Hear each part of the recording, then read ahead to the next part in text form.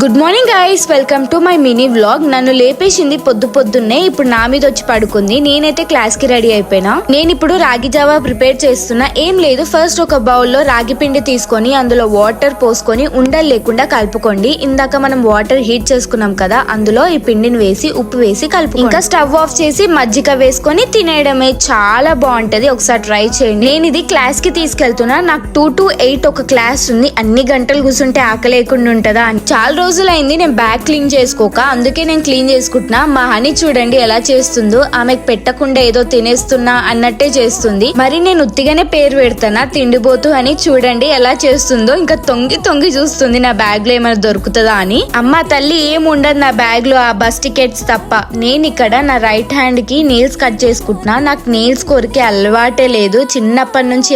చాలా మంది టెన్షన్ లో ఉన్నప్పుడు గోర్లు కొరుకుతారు కదా, నాకైతే అస్సలు లేదు. మీలో ఎవరైనా ఉంటే కమెంట్ చేయండి.